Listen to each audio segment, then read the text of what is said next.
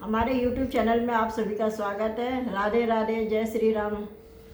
हम जो डेली आपको एक एक वीडियो डेली दिखाते हैं, जो इसका रामचरितमानस का हमारे अभी तक के 25 दोहे कंप्लीट हो गए। आज हम 26वां स्टार्ट करेंगे। नाम प्रसाद शंभु अविनाशी, साजु अमंगल मंगल राशि, सुन सनकादि सिद्ध मुनि जोगी, नाम प्रसाद ब्रह्म सुख भोगी। इसका मतलब है नाम ही से प्रसाद से शिव जी अविनाशी है और अमंगल वेश वाले होने पर भी मंगल की राशि है। सुखदेव और सनकादि सिद्ध मुनि योगी गण नाम के ही प्रसाद से ब्रह्मानंद को भोगते हैं। नारद जाने नाम प्रतापु, जग प्रिय हरि हरि हर प्रिय आपू, नामु जपत प्रभु कीन प्रसादु, भगत शिरोमणि भे प्रहलादु। इसका मतलब है नारद जी ने नाम के प्रताप को जाना है। हरि सारे संसार को प्यारे हैं और आप हरि और हर दोनों को प्रिय हैं। नाम के जपने से प्रभु ने कृपा की है, जिससे प्रहलाद भक्त शिरोमणि हो गए। ध्रुव सगलानि जपऊ हरि नामु, पायल अचल अनुपम ठाऊं, सुमिर पवन सुत पावन नामु, अपने बस करी राखे रामू। अर्थात ध्रुव जी ने ग्लानि से विमाता के वचनों से दुखी होकर सकाम भाव से हरि नाम को जपा और उसके प्रताप से अचल अनुपम स्थान ध्रुव लोक प्राप्त किया। हनुमान जी ने पवित्र नाम का स्मरण करके श्री राम जी को अपने बस में रखा है। अपतु अजामिल गजुगनि काऊ, भय मुकुट हरि नाम प्रभावु, कहो कहा लगी नाम बढ़ाई, रामु न सकई नाम गुन गाई। इसका मतलब है नीच अजामिल गज और गणिका वैश्य भी अपने हरि के नाम के प्रभाव से मुक्त हो गए हैं। मैं नाम की बढ़ाई कहाँ तक कहूँ, राम भी नाम के गुणों को नहीं गा सकते हैं। राम से ज़्यादा राम के नाम का महत्व है। नाम राम को कलप तरु, कलि कल्याण निवास, जो सुमिरत भयो भागते, तुलसी तुलसी दासु। यानी कि कलयुग में राम का नाम कल्पतरु और कल्याण का निवास है, जिसको स्मरण करने से भाग सा तुलसीदास के तुलसी के समान पवित्र हो गया है। चौजिग तीन काल तिहु लोका, भय नाम जप जीप विशो का, वेद पुराण संत मत एहु, सकल सुकृत फल नाम सनेहु। इसका मतलब है केवल कलयुग की ही बात नहीं है, चारों युगों में, तीनों कालों में, तीनों लोकों में नाम को जप कर जीव शोक रहित हुए हैं। वेद पुराण और संतों का मत यही है कि समस्त पुण्यों का फल श्री राम जी में या राम नाम में प्रेम होना है। ध्यान प्रथम युग मग विद दूजे, द्वापर परितो सत प्रभु पूजे, कलि केवल मल मूल मलिना, पाप पयो निधि जन्म मीना। इसका मतलब है पहले सत्य युग में ध्यान से, दूसरे त्रेता युग में यज्ञ से और द्वापर में पूजने से भगवान प्रसन्न होते हैं, परंतु कलयुग में केवल पाप की जड़ और मलिन है। इसमें मनुष्यों का मन पाप रूपी समुद्र मछली बना हुआ, अर्थात पाप से कभी अलग होना ही नहीं चाहता। इससे ध्यान, यज्ञ और पूजन नहीं बन सकते हैं। नाम काम तरु काल कराला, सुमिरत समन सकल जग जाला, राम नामक अभिमत दाता, हित पर लोक लोक पितु माता। इसका मतलब है ऐसे कराल काल में तो नाम ही कल्प वृक्ष है, जो स्मरण करते ही संसार के सब जंजालों का नाश कर देने वाला है। कलयुग में यह राम नाम मनोवांछित फल देने वाला है। परलोक में परम हितैषी और इस लोक का माता पिता है, अर्थात परलोक में भगवान का परम धाम देता है और इस लोक में माता पिता के समान सब प्रकार से पालन और रक्षण करता है। नहीं कलि कर्म भगत विवेकु, राम नाव अवलंबन एकु, काल नेमि कलि कपट निदानु, नाम सुमित समरथ हनुमानु। इसका मतलब है कलयुग में न कर्म है, न भक्ति है, न ज्ञान ही है, राम नाम ही एक आधार है। कपट की खान कलयुग रूपी काल नेमि के लिए राम नाम ही बुद्धिमान और समर्थ हनुमान जी हैं। राम नाम नर के श्री कनक कसिप कलिकाल, ना जापक जन प्रहलाद, जिमि पाल ही दली सुरसाल। इसका मतलब राम नाम श्री नरसिंह भगवान है, कलयुग हिरण्यकश्यप हुआ और जप करने वाले जन प्रहलाद के समान है। यह राम नाम देवताओं के शत्रु यानी कलयुग रूपी दैत्य को मारकर जप करने वालों की रक्षा करेगा। भाई कुभाय अनक अलसाहू, नाम जपत मंगल दिशदाहू, सुमिर सो राम नाम गुण गाथा, करो नाई रघुनाथ ही माथा। इसका मतलब अच्छे भाव से, बुरे भाव से, क्रोध से, आलस्य से, किसी तरह से भी नाम जपने से दसों दिशाओं में कल्याण होगा। उसी राम नाम का स्मरण करके श्री रघुनाथ जी को मस्तक नवाकर मैं राम जी के गुणों का वर्णन करता हूँ। मोरि सुधारे सो सब भासी, जास कृपा नहीं कृपा अघाती, राम सुस्वामी कुसेवक मोसो, निज दिस देख दया निधि पोसो। इसका मतलब है वे मेरी सब तरह से सुधार लेंगे, जिनकी कृपा करने से नहीं, अघाती राम नाम से उत्तम स्वामी और मुझ सरीखा बुरा सेवक, इतने पर भी उस दया निधि ने अपनी ओर देखकर मेरा पालन किया है। लोको वेद सुसाही विरीति, विनय सुनत पहचानत प्रीति, गनी गरीब ग्राम नर का नागर, पंडित मूढ़ मलिन उजागर। इसका मतलब है लोक और वेद में भी अच्छे स्वामी की यही रीति प्रसिद्ध है, विनय सुनते ही प्रेम को पहचान लेता है। अमीर गंभीर गावार नगर निवासी, पंडित मूर्ख बदनाम यशस्वी, सुकवि कुकवि निज मति अनुहारी, नृपति सराहत सब नर नारी, साधु सुजान सुशील नृपाला, ईस अंश भव कर परम कृपाला।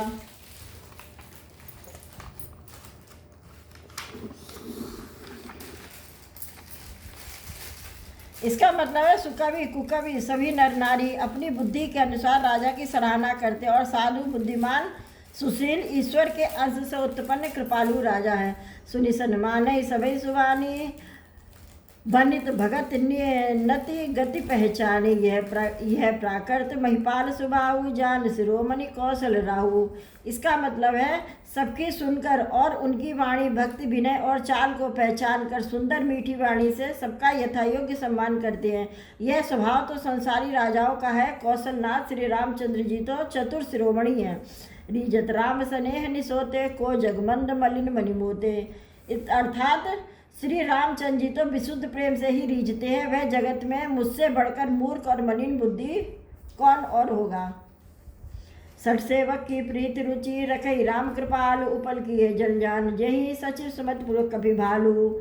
इसका मतलब है तथापि कृपालु श्री रामचंद्र जी मुझ दुष्ट सेवक की प्रीति और रुचि को अवश्य रखेंगे, जिन्होंने पत्थरों को, जहाज को और बंदर भालुओं को बुद्धिमान मंत्री बना लिया है।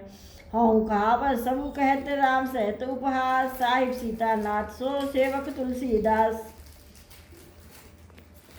इसका मतलब है सब लोग मुझे श्री रामचंद्र जी का सेवक कहते हैं और मैं भी बिना लज्जा संकोच के कहलाता हूँ, कहने वालों का विरोध नहीं करता हूँ। कृपालु श्री रामचंद्र जी इस निंदा को सहते हैं। श्री नाथ जी जैसे स्वामी का तुलसीदास सा सेवक है।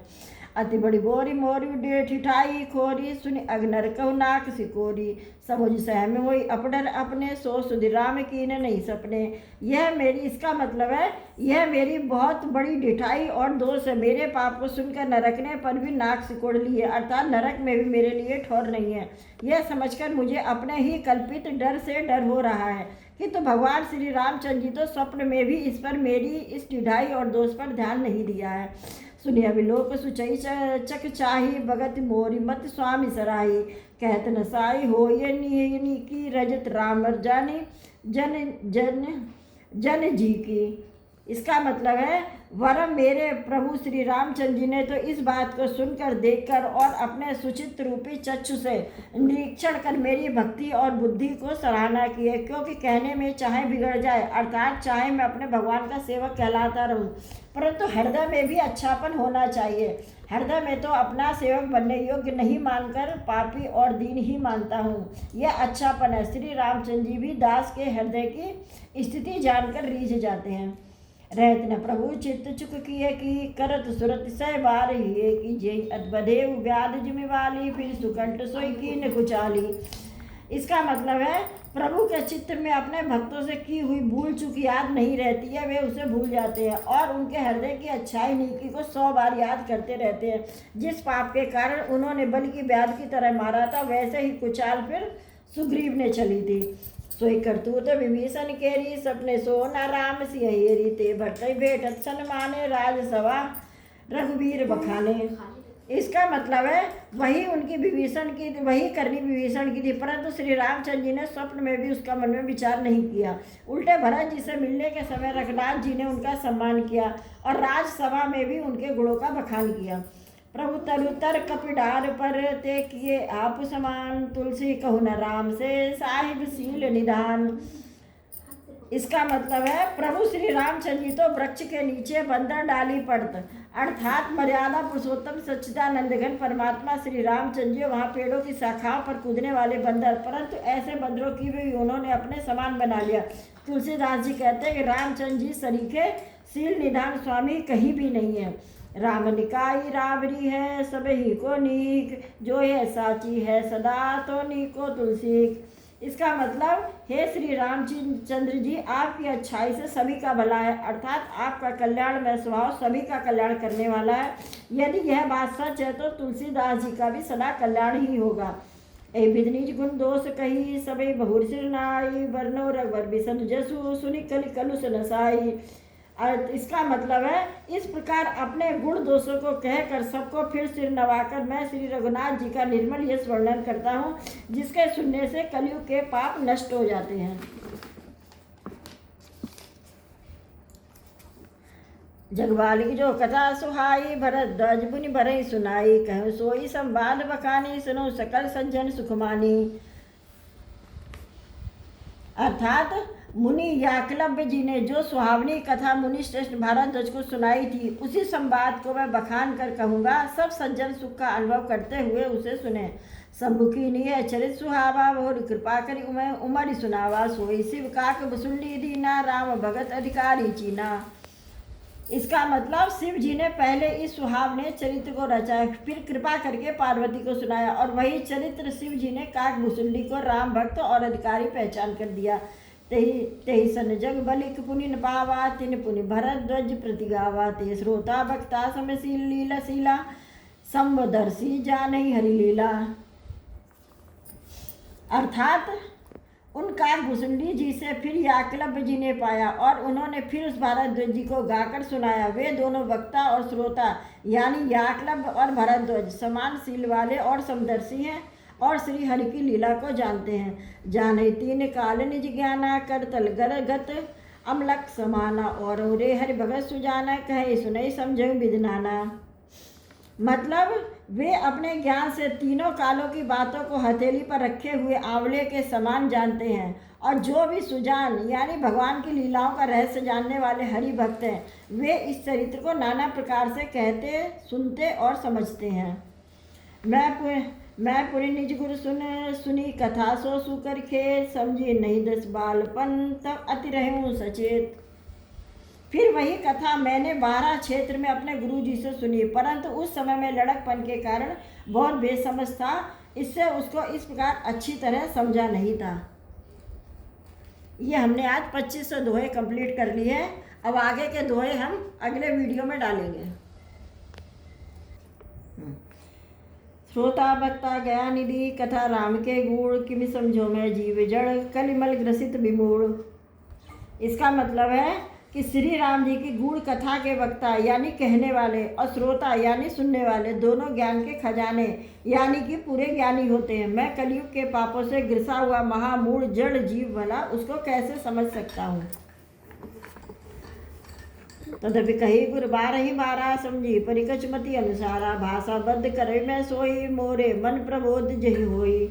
इसका मतलब है तो भी गुरु जी ने बार बार कथा कही है, जब बुद्धि के अनुसार कुछ समझ में आई वही अब मेरे द्वारा भाषा में रची जाएगी, जिससे मेरे मन को संतोष हो। जस कछ बुद्ध विवेक बल मोरे, तस कहियो ही हरि के प्रेरे, निसंदेह मोह ब्रह्म हरि, करऊ कथा भव सरिता तरनी। इसका मतलब है कि जैसा कुछ मुझ में बुद्धि और विवेक का बल है, मैं हृदय में हरि की प्रेरणा से उसी के अनुसार कहूँगा। मैं अपने संदेह, अज्ञान और भ्रम को हरने वाली कथा रचता हूँ, जो संसार रूपी नदी के पार करने के लिए नाव है।